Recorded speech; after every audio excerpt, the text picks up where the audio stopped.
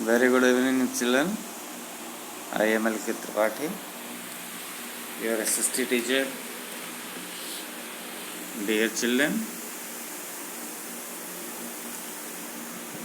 now we shall start a new video of your history chapter 7. This new video will give us more information about the Indian iron and steel industry.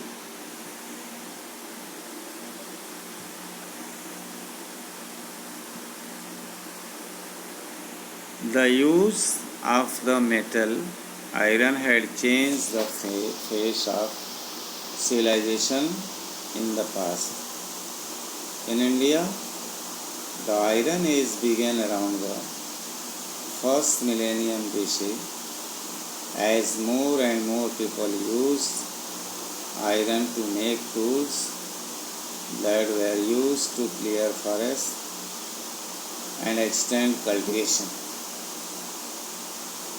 The art of making steel, which is made by processing iron ore in the way to make it stronger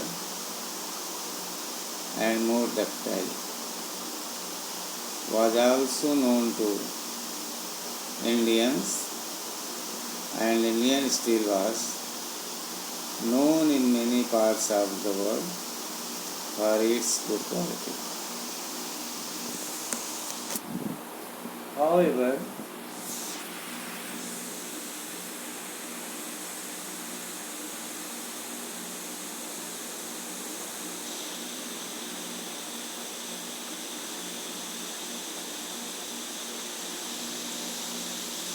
with the coming of industrially produced cheap steel, the demand for Indian steel, which was mainly made in villages by skilled people, declined.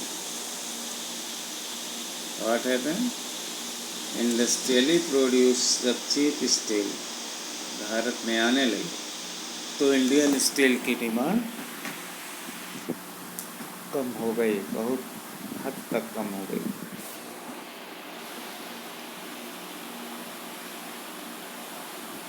Which was mainly made in villages by skilled people declined.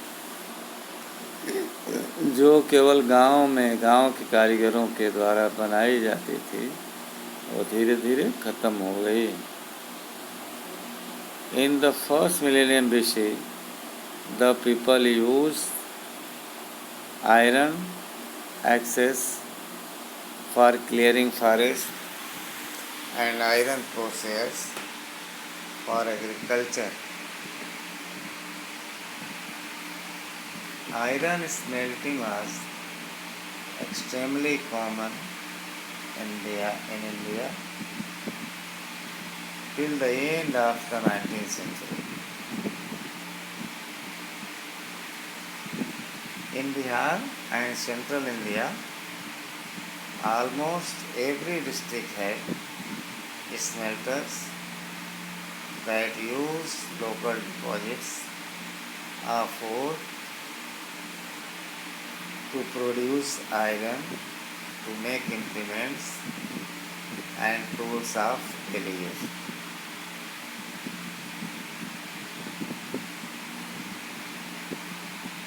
Decline of traditional iron smelting in India. Like the craft of Indian textiles, the craft of iron smelting also declined by the mid-19th century. With the British conquest of India, again there were several factors responsible for this decline.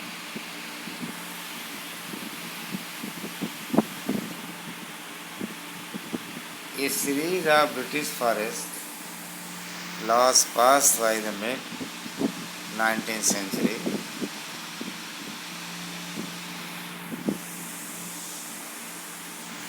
in form of forest tax restricted access to forested areas.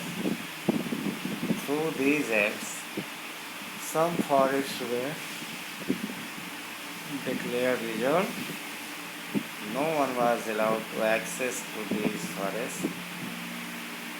Some forests were declared protected, where only some people were allowed access at particular times. They needed a permit for entry. The time of their entry and departure was specified, and the number of days they could spend in the forest was limited. By the late 19th century, iron and steel was being imported from Britain to India. Factory-made British steel was easily available and cheaper. Thus, the demand for iron produced by local indigenous smelters declined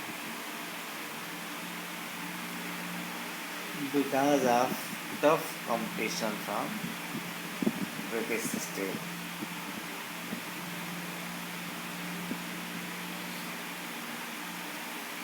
Deindustrialization and industrialization. Now, deindustrialization and industrialization took place. What was deindustrialization and industrialization? The decline of the textile and iron industries and many other handicrafts which were produced for large scale trade between India and the rest of the world led to deindustrialization. The term means decline of existing industries as a result of which the artisans and craft people had to return to farming. Many historians believe that because of the colonial policies, both in India as well as in Britain, India suffered from deindustrialization in the 18th and 19th centuries. The manufacture of cotton textiles declined and millions of people were driven back to agriculture, which was not doing too well either. The manufacturing decline led to a decline in international trade, which encouraged greater poverty in India and poverty of the Indian people. The industries that existed in India before the beginning of colonial rule suffered greatly because of colonial policies, and many people were either rendered jobless or were forced to work in modern factories in cities or return to villages.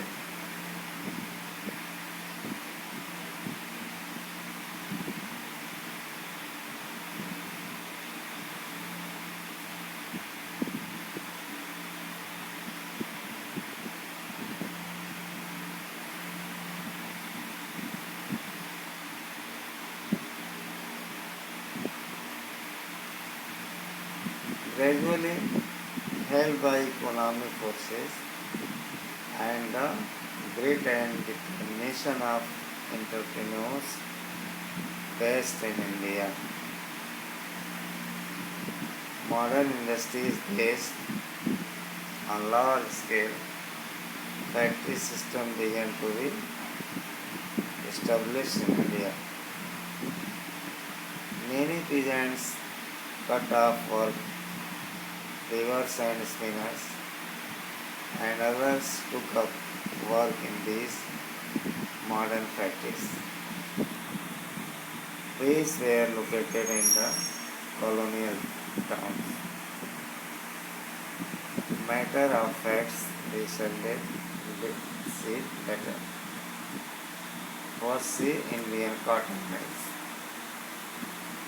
In the early 1860s, a civil war broke out in the USA and the supply of cotton to Britain from USA fell drastically as cotton plantations run by slave labor in southern USA declined. As a result, there was a sharp increase in India's raw cotton export to Britain.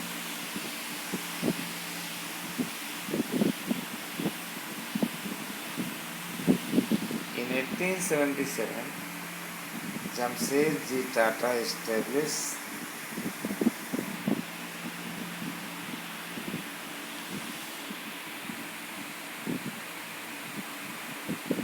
the Empress Mill in Nagpur.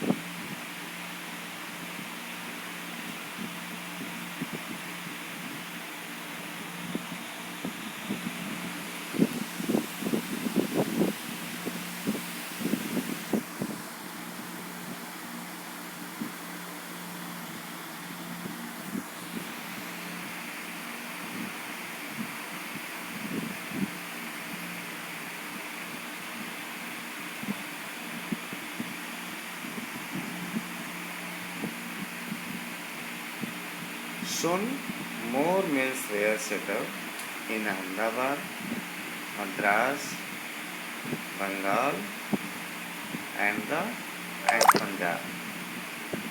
The cotton mill textile industry became one of the first largely Indian-owned modern industries in India. In this way, we have seen about the development and decline of steel industries, handicrafts. In the next video, we shall discuss much more about that.